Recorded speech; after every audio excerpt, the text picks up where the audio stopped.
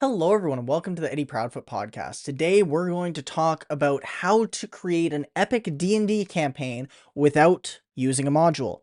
So let's get started.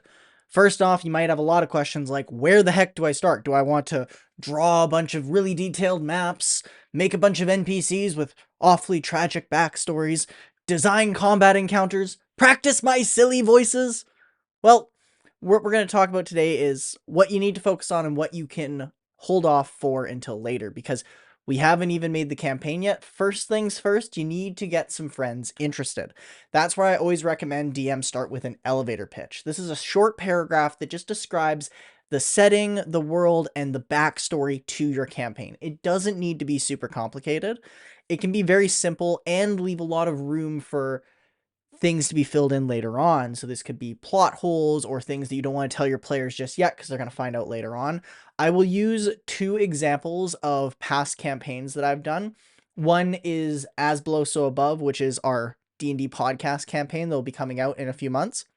Stay tuned for that. So we'll start with that elevator pitch, which is I said to the players, what we're going to do is I'm going to make a homebrew campaign where you start at a custom made level 0. Now, this is a little bit overkill for an elevator pitch. You might want something simpler than this, but the whole pitch was they were going to go to the abyss, and in the abyss, they had to reconnect with their soul. Their soul had been stripped away, and then I homebrewed a whole level 0 system for them to play around in. It was modded from D&D 5e, and then they will emerge as level 1 characters once they're done. And that was the pitch. So that is an example of an elevator pitch, but your elevator pitch could be a lot simpler. Something like my campaign before that, my private campaign that I ran for 2 years, which, again, another shameless plug, we have a recap series on the channel.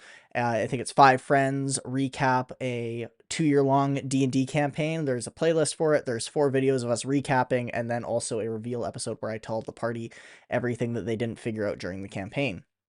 That elevator pitch was you are hired by the local king to help protect the wall against marauders at night. So they started in the inner circle of the king's quarters, training with the other guards to learn how to protect the wall at night.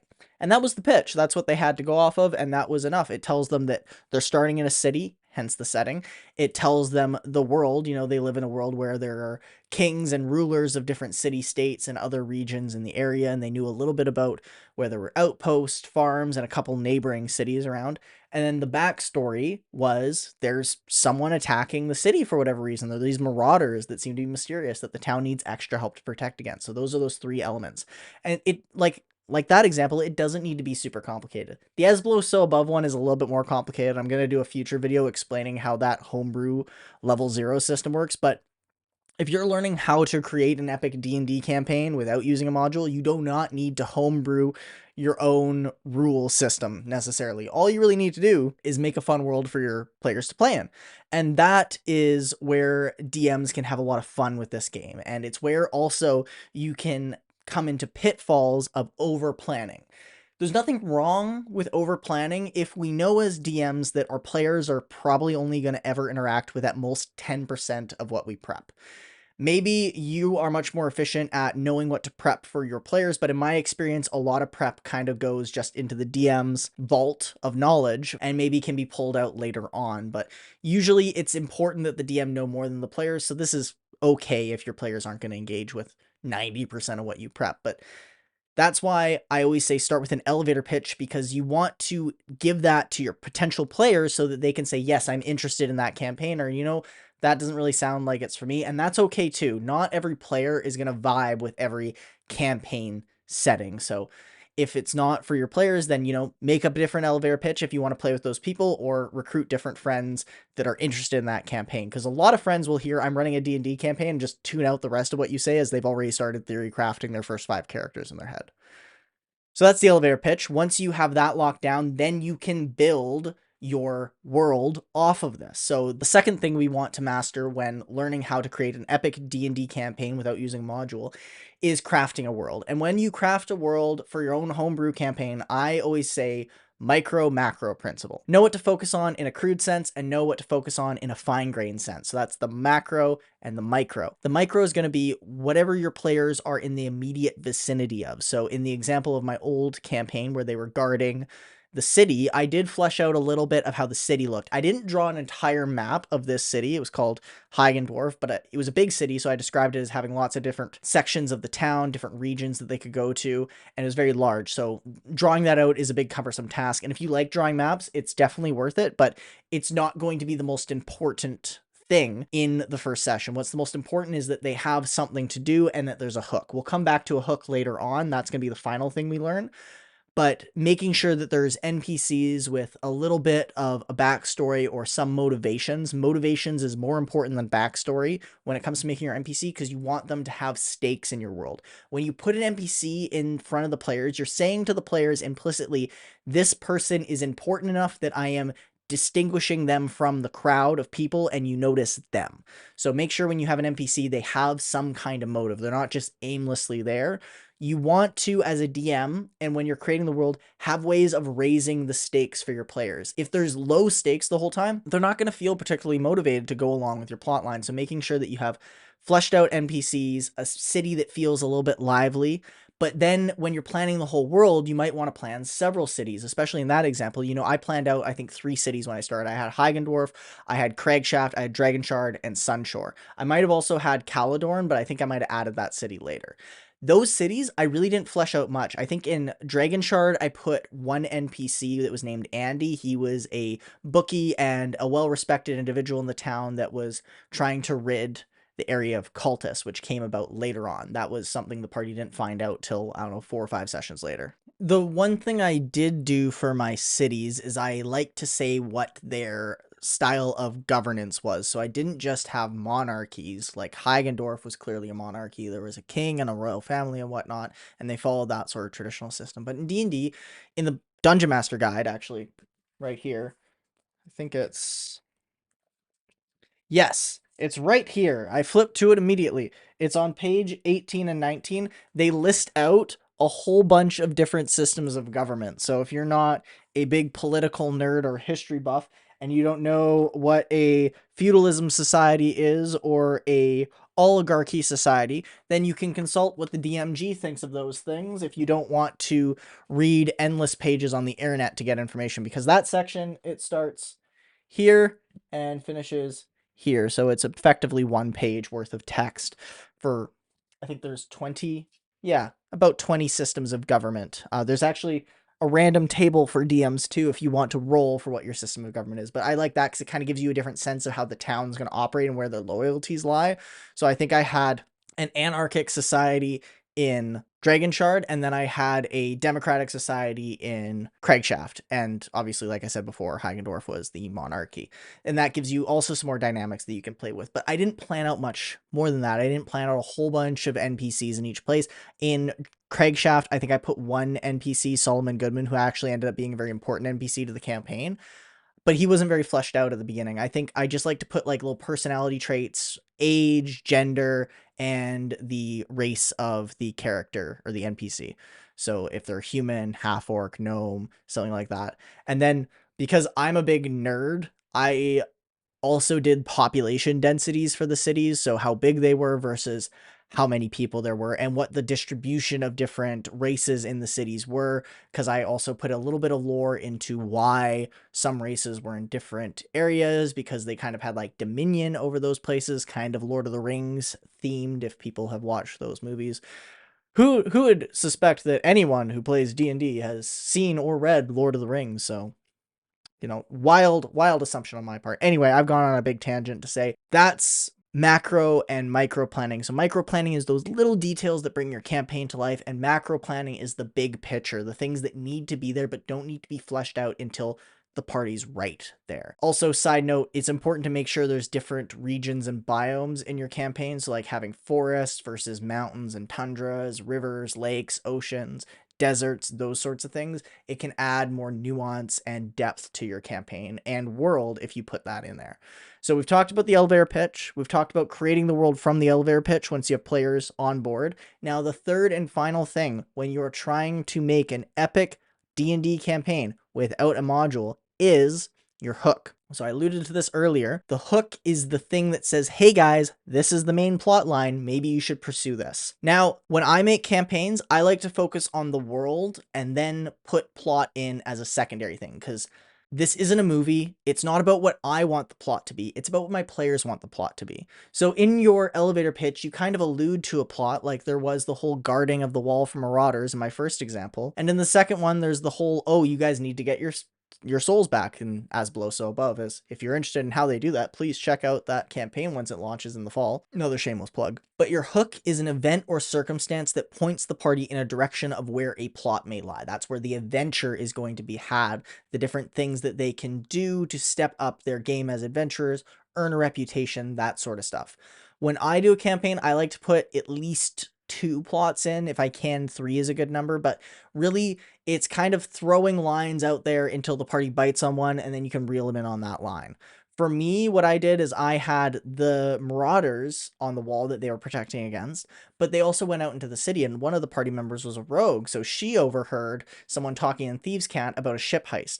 The other big event that was happening in town that day is a big black vessel came into the port of the city to deliver these large crates of fruit, as fruit is an exotic crop in this region of the world I built, and it has to be shipped from a far off region. So this company was bringing them in. So that was a plot hook. They could have gone and checked out this ship, and they did do a heist and took some mysterious black vials off the ship. Which were just a random potion that I made up where they had a 50% chance of healing you or a 50% chance of not doing anything. Something I could give to first level party members and they would feel like they got a cool item, but it wasn't going to be so game breaking that I'd regret it in 10 sessions. But it also begged the question of, why do they have these vials? What else is this supposedly just fruit shipping company doing? And that was a subtle plot hook that I kind of wanted them to take, but they didn't take it, and I did push it a little bit throughout the campaign. And this is the thing about plot hooks. They don't have to be at the beginning. You will be dropping plot hooks throughout your campaign because it's the thing that you say as the DM that guides the party in a direction. This is not to be confused with railroading, which is when you don't give the party other options. A hook is meant to be there for the party to nibble on if they would like, or they can swim on by it and go do whatever they would like instead. So it's important as a DM not to get too invested into a plot line and write out a whole series of what's going to happen next, because the party might not do it. And you don't want to spend the effort in writing plot if the party's not going to do it. Now, if you are certain that the party's going to go in a certain direction, so this comes back to micro macro planning, if they are right in front of it, plan that shit.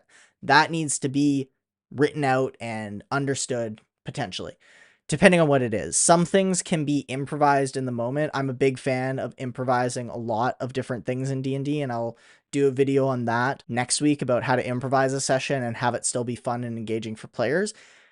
But planning is worth doing, especially when you know they are going to be engaging in a combat, going through a dungeon crawl, crossing a certain region of your world. These are times when you can say, okay, maybe I can sit down, plan out a map, plan out some combats that are going to happen. And remember that your plans are fluid and flexible. No one has seen what you have planned except for you and whoever you chose to share it with that isn't in your party. Don't ever share your campaign plans with the party. The DM screen exists for a reason. It's meant to be the separation of church and state. You're going to say, this is what you get to see on the other side of the screen, and then what I see is everything else. That's that 90% not revealed that we talked about earlier. That's gonna be all the stuff behind your screen. Which isn't a choice, like I said before. It's not like you're choosing to only reveal 10%. It's usually 10% of what you plan is what gets revealed. Anyway, I digress. That's a big tangent just to say, drop lots of plot hooks. What is a plot hook, though? A plot hook could be anything. There was the example of maybe there's something going on with the ship that they need to pursue, and then you need to be putting more things there for them to find, because if you don't give the party anything, the buck stops with you as the DM. You say what exists, you say what doesn't exist. So if you don't say that there's anything there, then the party's just going to sit there twiddling their thumbs, not knowing what to do next. So plot hooks are things that are going to drive the plot forward. Giving multiple gives the party the feeling that they have lots of choice and agency over how the game is going to progress. Now, you as the DM can influence how much these plots actually divert their courses of action, and that, again, is not railroading. That is just, giving choice and then narrowing what the choices are, but your party does have the freedom to go off and veer on some other direction. there is this unspoken rule of RPGs where the dungeon master has invested X number of hours into a certain campaign and session plan that everyone at the table agreed to be a part of. This is again why elevator pitches are so important, so everyone knows what they're getting into, DM and players, because then everyone's on the same page. So they're invested in going along with the story. So they will make an effort to stay somewhat on course of what you've put in front of them, which is why it's crucial not to just throw out too many red herrings. A red herring being something that looks like a plot hook but actually goes nowhere. So you can throw those out, but if you throw out one plot hook and a bunch of red herrings, the party is going to feel railroaded because they might choose one of the red herrings, find out it goes nowhere, choose another, find out it goes nowhere, and finally pick the choice that was the actual plot hook and then feel like, oh, I guess that was the thing I should have done. Okay. But it's much more fun if you just drop 2 or 3 hooks and then they can choose what direction they go. So in the campaign we ran, they actually didn't take the Black Shipping Company one, but instead went with the original elevator pitch, which was the guarding of the wall, and then they went in that direction. They fought some cultists on the other side of the wall, and they grabbed a pocketbook. This is the second plot hook, and it said where they had been doing cultish activities. So it drove them to different areas of my map, which again is not railroading. I didn't say they had to follow the pocketbook. I didn't say that it was of the utmost importance. They'd been hired to guard the city. They could have, and honestly, it would have been well expected and somewhat was expected by me that they would kind of take that and be like, okay, well, it's good to know about this. Maybe we'll give it to the king and the authorities and we'll stay here and guard the town. That's an option. But they chose the adventurers route, which is also something I semi-expected them to do. They went and investigated all of the things in that book, which was great because that book was a great thing for me to go back to as a plot hook. Again, I gave them a book, which is a scary thing for new DMs because you think, okay, I'm giving them a book, then I should have a book written. No, no, no. Unless you're a superhuman speed reader, most people aren't going to be able to read more than a few paragraphs without taking a sizable amount of time, like several minutes to read through a book. Like if you're just looking at it at first glance, you're going to get a rough idea of what it is. So you could just say the gist of what the book is. Even if one of your party members decides to spend 10 hours reading a book, give them a synopsis. You do not have to tell them or give them 10 hours of literature to read or write that, because God, that would be painful. Unless you're a big avid writer and you live for that, then hey, by all means fill your boots. But that's one small item that if they don't take it, that is the kind of micro planning that I would not recommend, is writing out an entire book. Unless they have already received it and you say to them, hey, I will give you some stuff on that book later on after session. That is a great time to write that book if you want to write that book. But I always say, give a synopsis, give a summary. That will be satisfactory to 99% of players. And if they're not satisfied with it, you can say, well, what sort of details are you looking for? Because that way you know what the player is trying to learn from the book, what sort of information they think might be buried in there that you're not telling them. So that's, again, a long tangent of how different plot hooks could work. Plot hooks, again, can be literally anything. They can even be fights, for instance, but plot hooks are going to be those stepping stones that drive the overall arch of your campaign, narrative, and story. So it's important to think about that. And as you DM, you get better at improvising plot hooks. And again, I will talk about that more in next week's video. But as for how to create an epic D&D campaign without using a module, there are 3 simple steps to follow. Elevator pitch, short paragraph describing what your campaign is going to be about, the setting, the world, the background. Again, short paragraph, just kind of drop little hints to that.